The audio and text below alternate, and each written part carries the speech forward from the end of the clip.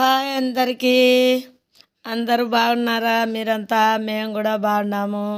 శుక్రవారము గండికి పోయినాము. అక్కడ గండికి పోయి నిద్ర చేసి శనివారం 11 గంటల వరకు ఉండి 11కు ఆయనకు టెంకాయ కొట్టుకొని బయటకు వచ్చాము.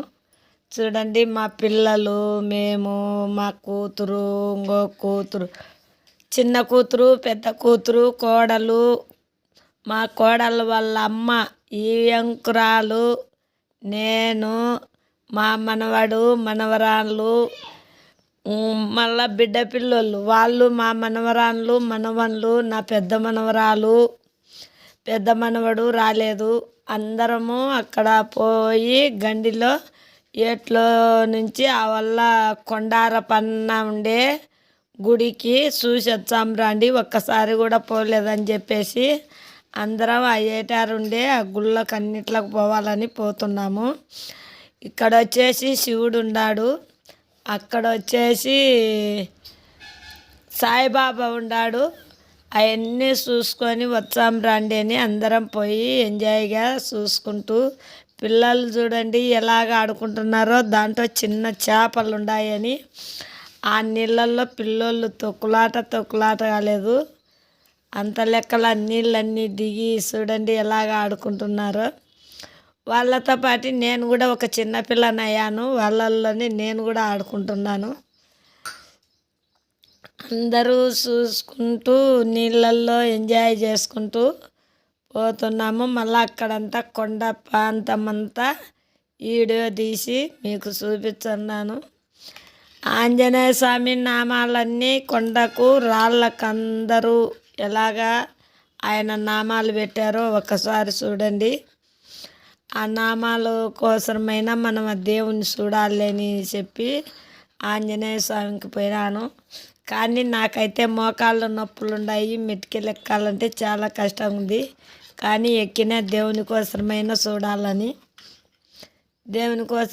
చూడాలని చెప్పేసి వెళ్ళిపోయాను.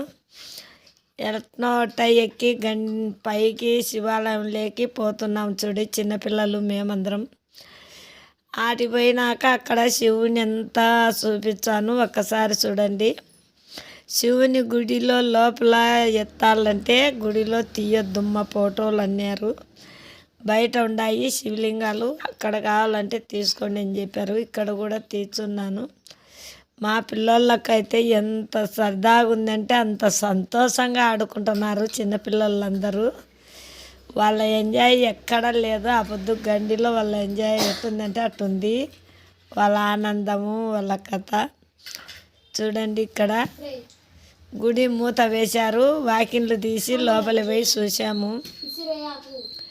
ఇక్కడ వచ్చేసి పెద్ద కూతురు, ఇక్కడ వచ్చేసి నేను, అక్కడ వచ్చేసి వాళ్ళ మేనత్త, ముగ్గురం ఇక్కడ శివుని కాడ వీడియో తీసుకున్నాము. చూడండి ఎలా ఉన్నాము.